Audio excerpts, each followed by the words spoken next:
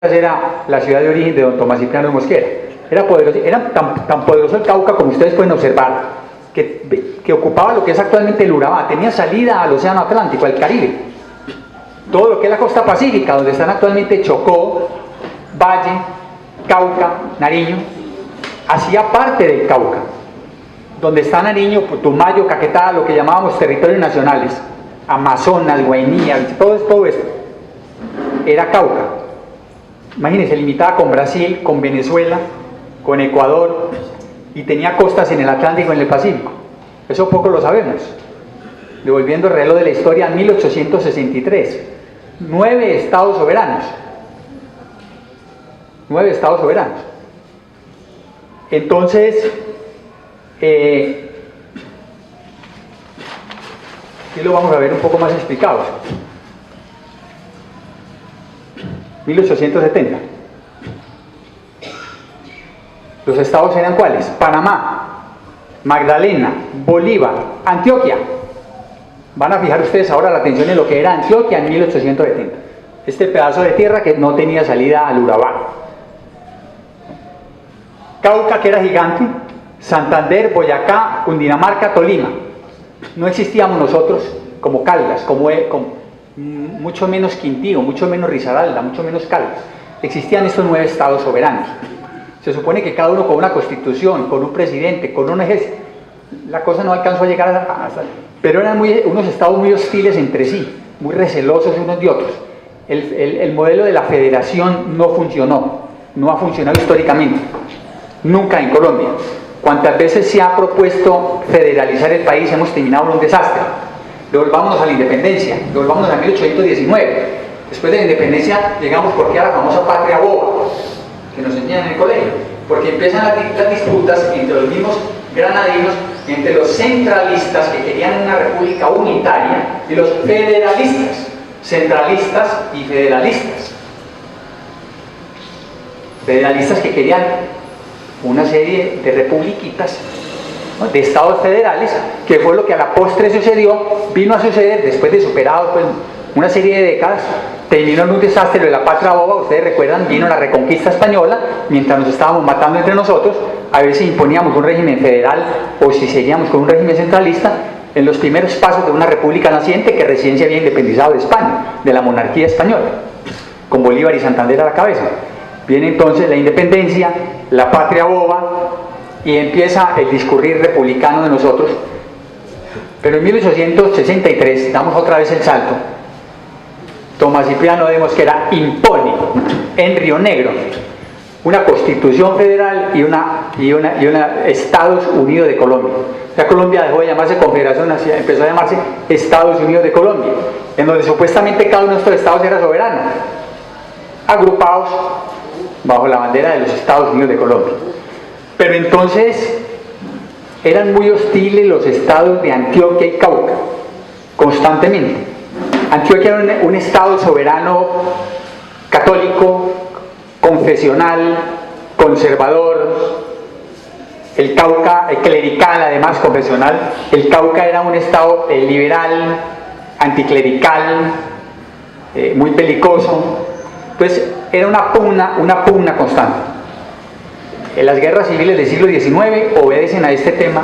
En la segunda parte de mitad del siglo XIX obedecen a esta pugna entre estos estados soberanos. Incluso la hubo también por causas religiosas, porque como Tomás Cipriano Mosquera era anticlerical, expropió los bienes de la iglesia, expulsó a los jesuitas de Colombia, ¿sí?, saquearon las iglesias, desamortizaron los famosos bienes de manos muertas que estaban en cabeza de la iglesia, los subastaron entre los particulares.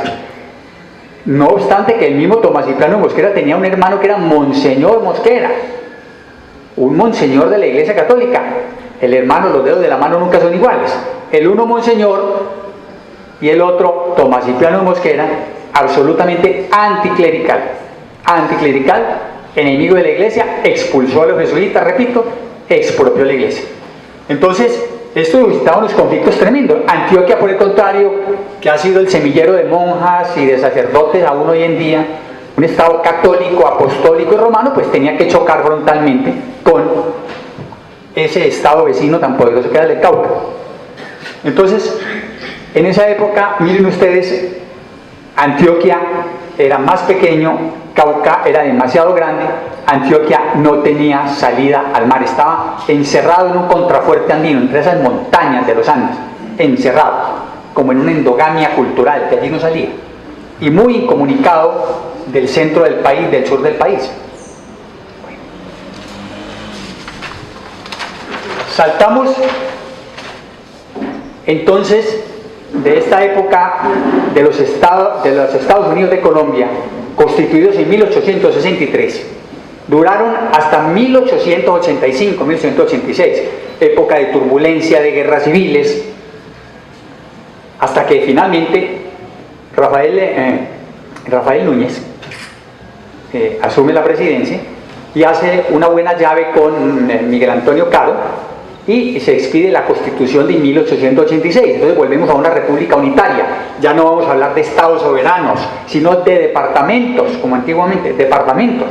Una república unitaria, con un presidente, con una constitución, con unas fuerzas armadas, con una capital que está en el centro, que es Bogotá. ¿Correcto? Entonces trata de dársele un orden, y enhorabuena que se logró en gran medida, porque la Constitución del 86 le puso orden al país. Rigió hasta 1991, un siglo de ordenamiento jurídico, del ordenamiento institucional, después de esa turbulencia que hubo en la época de la Federación, que vimos ahora de 1863 a 1886, de convulsión. Se supera la convulsión, en gran medida, no 100%, porque hemos sido siempre un país muy belicoso, sin embargo se da pues un orden. Entonces llegamos a 1905. En el año 1905 está en la presidencia Rafael Reyes. El general Rafael Reyes sigue en un proceso de ordenamiento, se quedan una serie de departamentos, se cierra el Congreso, él crea allí una asamblea nacional, y esa Asamblea Nacional le propone a Rafael Reyes la creación, para poner distancia entre los eternos estados rivales que vimos del siglo pasado, del siglo XIX, de Antioquia y Cauca. Dice, vamos a poner una cuña, vamos a poner aquí como una medida de orden público, a poner distancia entre estos dos vecinos irreconciliables, belicosos, que nunca se quisieron, que estuvieron en guerra permanente en el siglo XIX, y vamos a inventarnos un ente territorial distinto, nuevo. Entonces, en 1905 se crea por parte de esa Asamblea Nacional, orientada por el presidente Rafael Reyes, el departamento de Caldas. Se le pone el nombre de Caldas por el prócer payanés Francisco José de Caldas. ¿Y cómo se constituye? Es lo que llamamos el viejo Caldas, que era como una mariposa verde. Se constituye quitándole un pedazo de territorio a Antioquia, a la Antioquia que vimos en el mapa anterior, la parte del sur. Se le quita un territorio a Antioquia, ¿sí? Se le quita un pedazo del sur de Antioquia, y si ustedes ya no van a ser más Antioquia, se hace como una colcha de retazos, ¿sí? Y se cose, una mariposa, con un pedazo que se le quita al sur de Antioquia, un pedazo que se le quita al departamento del Tolima, la parte occidental, un pedazo que se le quita al Cauca, donde estamos aquí parados, Quindío, actual, es Armenia, y sus alrededores. Esto era Cauca. Esto era Cauca, esto nunca fue Antioquia. Donde está Pereira y Risaralda, sus alrededores, también era Cauca. Dicho de otra manera, el estado de Antioquia llegaba hasta el río Chinchiná, era la frontera natural con el estado de Cauca. Antioquia, capital Medellín; Cauca, capital Popayán. ¿Cuál era la frontera? ¿Cuál era la frontera entre esos dos estados soberanos? El río Chinchiná. O sea que Manizales era Antioquia, y todos esos municipios hacia arriba eran Antioquia, pero del río Chinchiná para abajo éramos Cauca. Nunca fuimos a Antioquia, aquí donde estamos parados, nunca fuimos a Antioquia. Y en Pereira nunca fue a Antioquia. Eso hay que tenerlo claro. Entonces, Rafael Reyes dice, vamos a inventarnos un nuevo departamento para poner distancia entre estos dos enemigos y reconciliarse. Pero tienen que hacer sacrificios unos y otros. Le amputa a Antioquia un pedazo del sur. Al Cauca le quita estas tierras pródigas y benditas donde estamos nosotros. Al Tolima le quitan un pedazo, y también al Chocó, que era una intendencia. como les voy a señalar más adelante.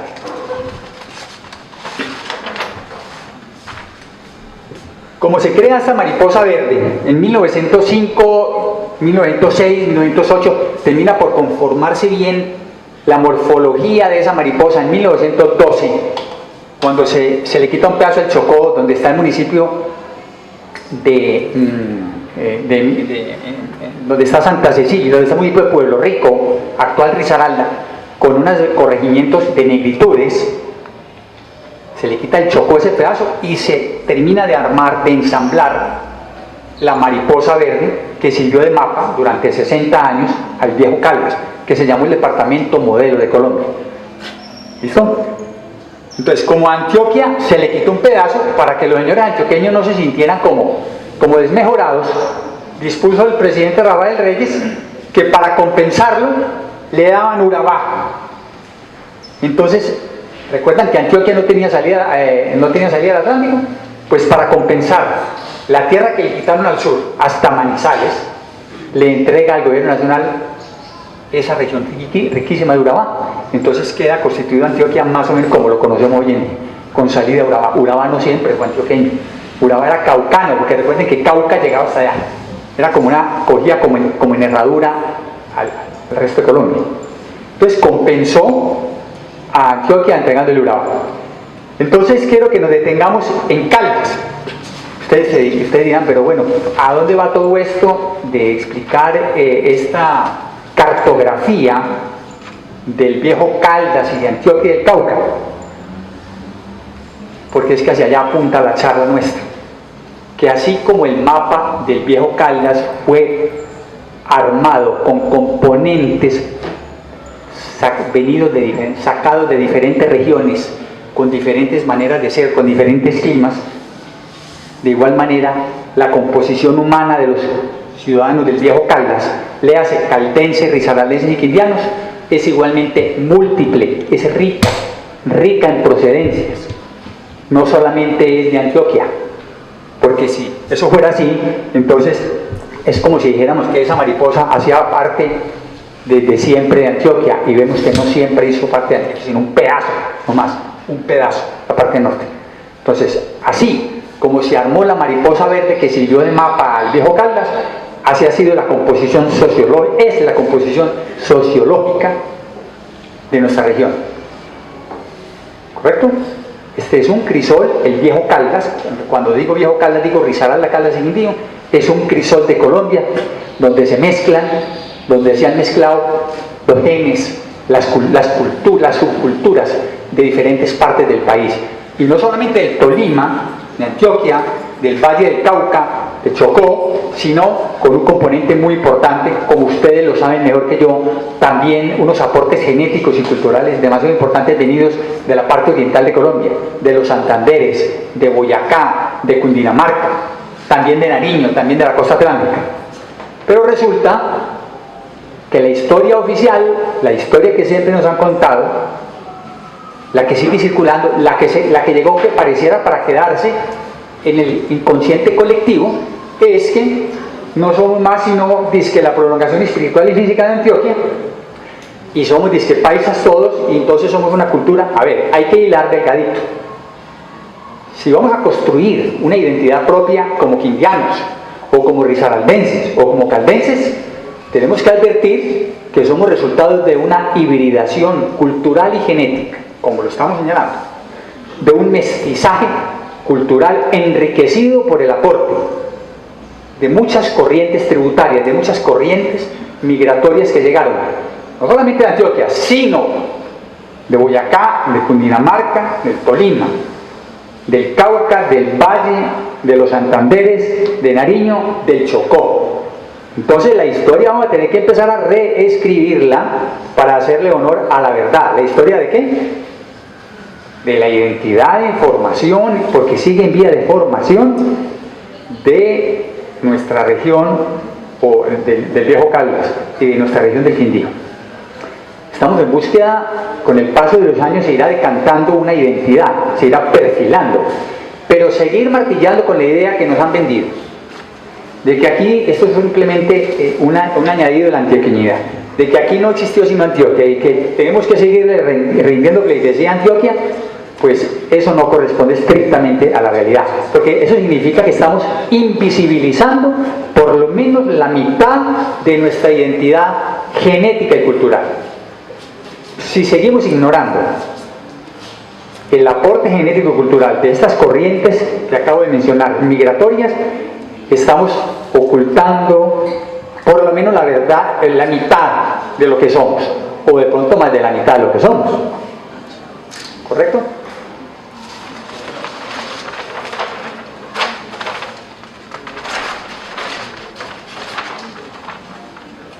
La mariposa verde de Caldas, cómo se fue formando, cómo se fue componiendo, como lo hemos dicho, cómo se fue armando con el paso de los años.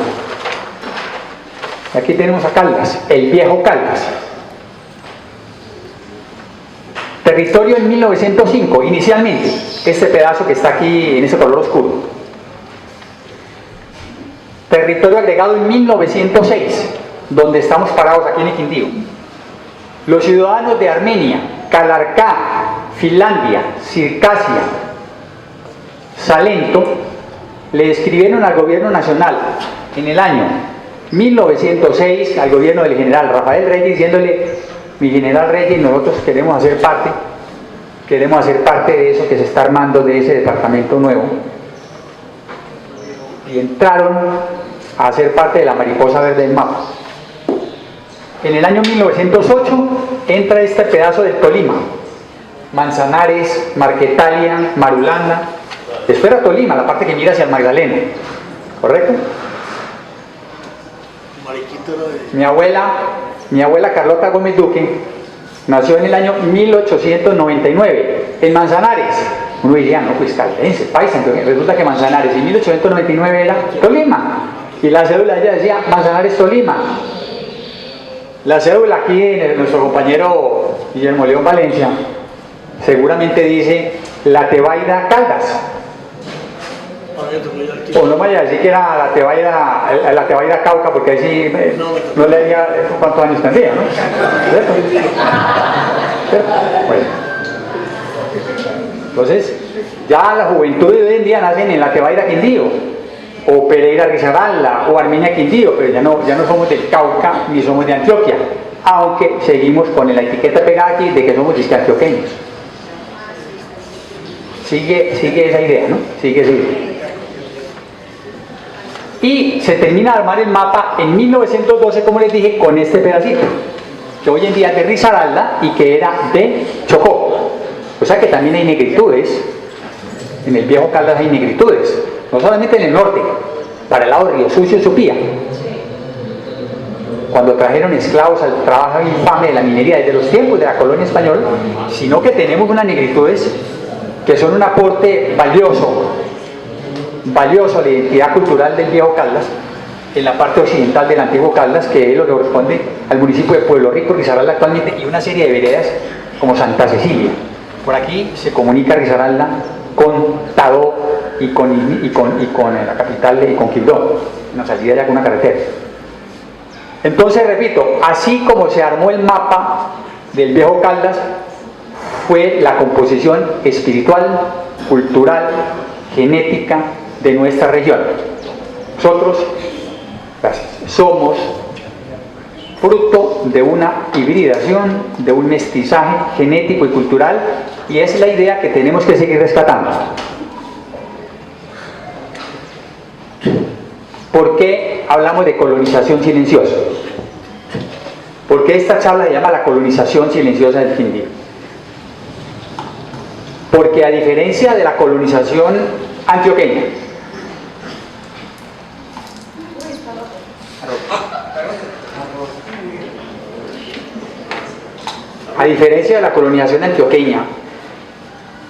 que fue publicitada, que sigue siendo elogiada, comentada, ¿sí? Entre otras cosas porque la idiosincrasia del antioqueño es hablar fuerte, contar lo que hacen. En palabras del doctor Jaime Lopera, expresidente de la Academia de Historia del Quindío, cuando la gallina pone el huevo y lo cacarea, es lo que ha hecho Antioquia con la colonización. puso el huevo y lo cacareó. Por la misma manera de ser del antioqueño, afirma que tiene un orgullo de pertenecer de su capital Medellín, de su antioqueñidad. Entonces, el antioqueño, cuando se desplaza a conquistar otras tierras, lleva Antioquia en su corazón. ¿Sí? Lleva Antioquia. Por eso en el rebuse, cuando pone un restaurante, pone embajada antioqueña, consulado paisa. En cambio, las otras corrientes colonizadoras, que tienen otra actitud ante la vida, el cundiboyacense, por ejemplo, más reposado, más tranquilo, menos ruidoso si se quiere, pues pone el huevo, pues no lo cacarea. Vuelvo a las palabras del doctor López, no lo cacarea. Entonces queda la impresión de que aquí lo que llegó fue solamente a Antioquia, fue la que cacareó, porque el resto nadie dijo aquí estoy yo. Entonces ha sido una actitud más tranquila, más serena, y así se fue quedando. ¿A dónde apunta esto? A que Antioquia, que fue la pionera de la colonización, la que abrió las trochas, la que abrió los caminos de norte a sur, desplazándose de Sonsonia a Bejorral a finales del siglo, desde finales del siglo XVIII a comienzo, y a lo largo del siglo XIX, Antioquia fue avasalladora en su colonización, avasalladora. Entró pisando duro, abriendo camino, abriendo claros en el monte. Primero para una economía de subsistencia, luego buscando la creación, la producción de algunos excedentes económicos que le permitiera tener ya de pronto algo de ganado, meterse más adelante en el negocio del café, finales del siglo XIX, principios del siglo XX. ¿Sí? Entonces fue avasalladora la colonización. La llegada de los otros corrientes migratorias no fue avasalladora, fue silenciosa, por eso se llama la colonización silenciosa. ¿Correcto? La colonización silenciosa.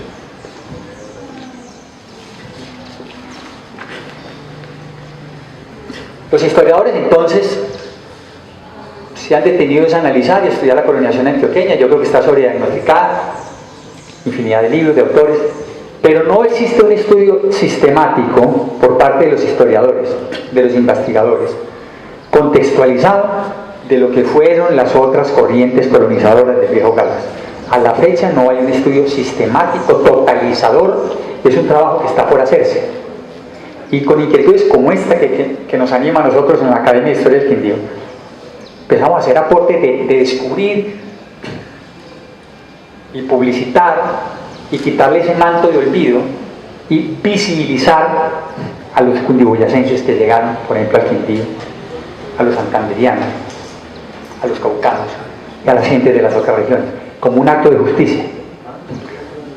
La historiografía se ha quedado en el diagnóstico y en el análisis de la colonización antioqueña, pero no ha habido un estudio sistemático, repito, serio, académico, de lo que fue la llegada de las corrientes colonizadoras, por ejemplo, al Quindío, de Boyacá y de Cundinamarca, la llegada de los tolimenses, la llegada por el lado del Valle del Cauca a trabajar aquí, como usted lo narra en su libro, en su monografía sobre la Tebaida, recordando cómo sus antepasados iban a traer campesinos a que elaboraran en las fincas cafeteras de la Tebaida, gente del Valle del Cauca, muchas de las cuales echaron raíces en Tebaida.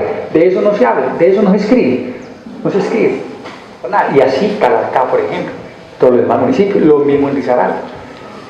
Entonces, lo que no han hecho los historiadores, sí lo han venido haciendo con éxito a través de la literatura, los novelistas, a través de la novela histórica.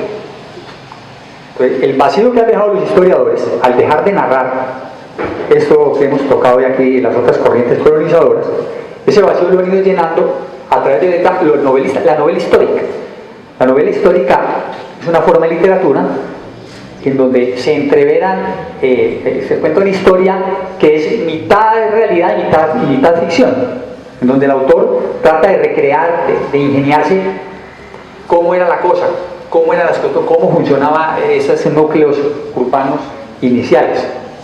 Como los historiadores no nos han contado eso, entonces los novelistas entran a llenar ese vacío a través de la novela histórica, y ahí se han producido unas novelas históricas importantes, como la de Jaime Buitrago, de Calarcá en 1943, Hombres Trasplantados, en donde ya él empieza, sí, con buen criterio, a hacerle justicia a esos colonos que llegan de otras partes del Quindío, en una novela. No es un historiador, es un novelista, es un escritor que escribe bellamente. Es un libro que yo les invito a ustedes a que lo consigan, se consigue barato en el mercado. Es una literatura muy bella porque hace parte de la historia nuestra, de nuestra región. Los primeros pobladores de Quindío, cómo fueron abriendo camino y cómo fueron llegando estos colonos, no solamente antioqueños, sino justamente también los otros. Hombres Trasplantados, de Benjamín Baena, pereirano, pero radicado en Armenia muchos años. Está también otra novela, El río corre hacia atrás, en donde también suple los vacíos que dejaron los historiadores, contando anécdotas y refiriendo de una manera pues muy lírica, muy agradable. Realmente, ¿quiénes llegaron aquí? ¿Cómo eran las costumbres?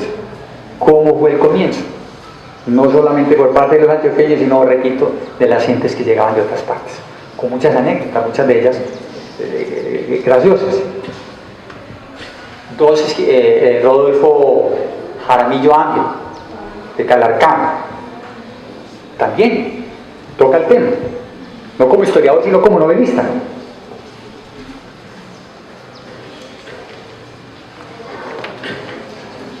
Y si ustedes me permiten, voy a leer unos trocitos de escritos de esas novelas para que veamos cómo los describen, cómo fue la llegada de los primeros pobladores aquí, que no solamente eran antioqueños. Primero, el caso que nos narra Jaime Buitrago en Hombres Trasplantados, ¿sí? Nos dice él en su novela, comillas, estos son boyacenses, pensó Tigrero, dice Jaime Buitrago, porque él había viajado un poco y conocía las costumbres de algunos pueblos colombianos. Cuando desde el camino veía a un agricultor afeitándose con barbera frente al espejo que agitaba el viento en un pilar del corredor, decía, este es un antioqueño. O cuando miraba los surcos a un granjero podando los pajonales de cebollas, afirmaba sin equivocarse, ese cultivador es cundinamarqués. Y cuando abajo en los planes, a mayor temperatura, veía a un aparcero cultivando el tabaco y arrumándolo en canelles, aseguraba, ese tipo es caucano o por lo menos de Santander. Nos cuenta el novelista Jaime Buitrago, calarqueño, en 1943, en su novela Hombres Trasplantados. Y dice más adelante, esta heterogeneidad en los hombres y en las costumbres, esta mezcla de aspectos raciales, era lo que daba sumo color étnico a la lucha del colonizaje, porque de allí, de esa compenetración de caracteres, nacería más tarde una raza especial de grandes realizaciones futuras.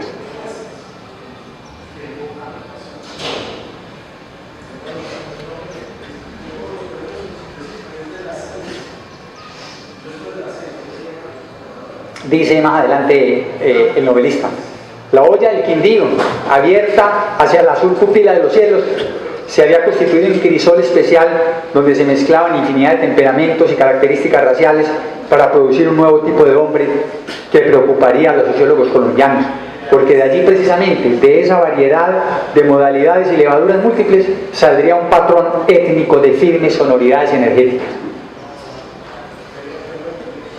Como esas vertientes que van de las montañas golpeándose de roca en roca, y una por un declive y otras por el contrario conducen aguas grises, turbias o azules, de lo extremadamente puras, y forman allá abajo en el fondo un lago de un color especial, así los distintos flujos de colonos cayeron al Quindío, y de su compenetración o cruzamiento de sangres se produjo una nueva rama en la etnología del país.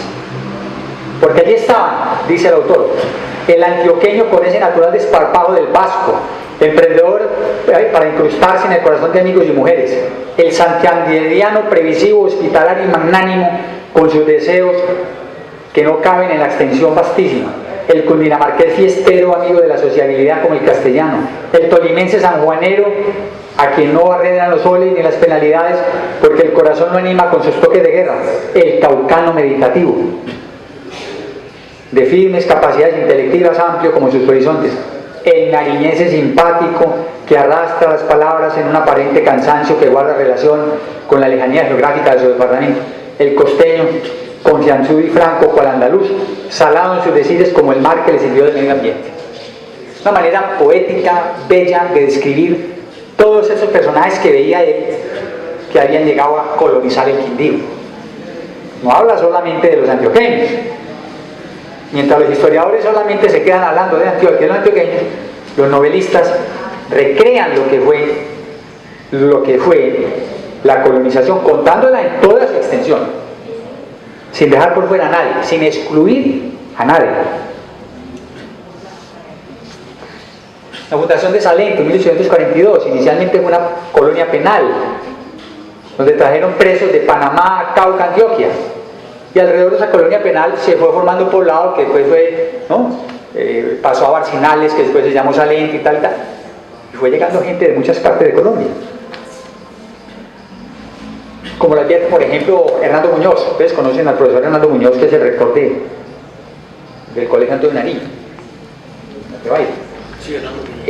Muy vinculado también a Salento en sus investigaciones. Él en un escrito nos dice, comillas, el poblamiento del siglo XIX en la villa de Nueva Salento tiene la característica de ser diverso. Decir que la colonización es solo paisa es reducir la heterogeneidad étnica, desconociendo la riqueza simbólica de sus habitantes y por lo tanto homogeneizando la incipiente quindianidad.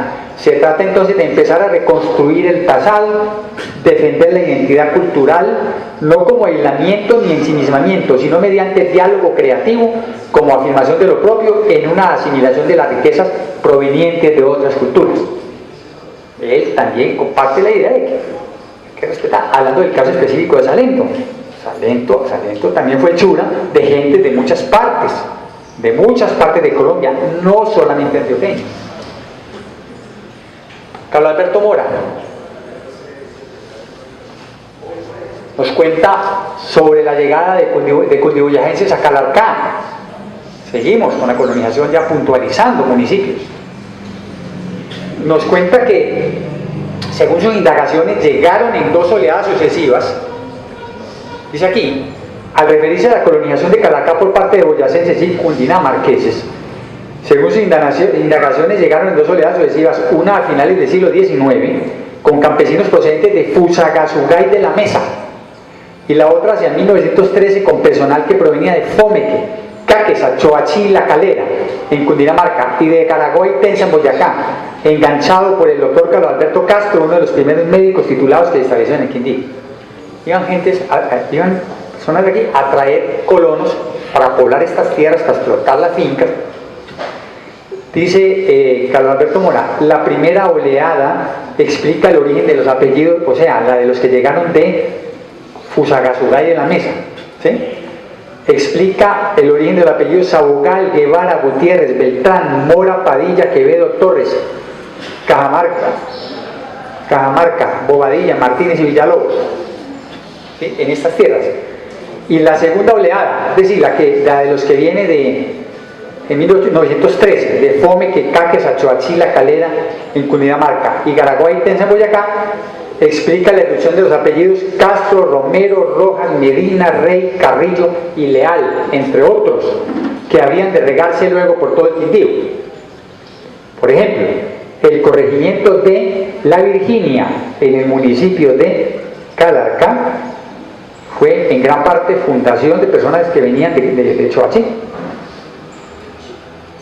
Entonces eso significa que en los hogares quindianos siempre, generalmente hay, al lado de un papá antioqueño o un papá caldense, pues hay un papá boyacense, o una mamá cundinamarquesa, o una abuela tolimense, o un abuelo nariñense, o un abuelo caucano. Es decir, es una mezcla enriquecedora. Y por último, para no fatigarlos en estas citas de los novelistas, la de Rodolfo Jaramillo de Calarcá, hablando de cómo fue la llegada de los cundiboyacenses a Calarcá. Lo dice Rodolfo Jaramillo en el libro Calarcán Anécdotas, para rescatar la historia de la rivalidad y los conflictos culturales que, según él, suscitaron la llegada a la naciente aldea de los llamados orientales, en el Calarcá de los primeros años, de finales del siglo XIX, Calarcá de 1886, ¿no? Recuerdan, Armenia fundada en 1889. Finales del siglo XIX, con la llegada de los orientales, tolimenses, cundiboyacenses y santanderianos, los de origen paisa se decían los orientales, se produjo un choque cultural, se produjeron unos roces. En los comienzos, en los albores de Calarcá, se producían choques porque era un choque cultural, eran costumbres distintas, dos actitudes ante la vida, dos maneras de ser muy diferentes, dos estados del alma. Entonces, explota ese tema Rodolfo Jaramillo en su novela, que acabamos de ver aquí, Calarcá, anécdotas, diciendo, oigan esto,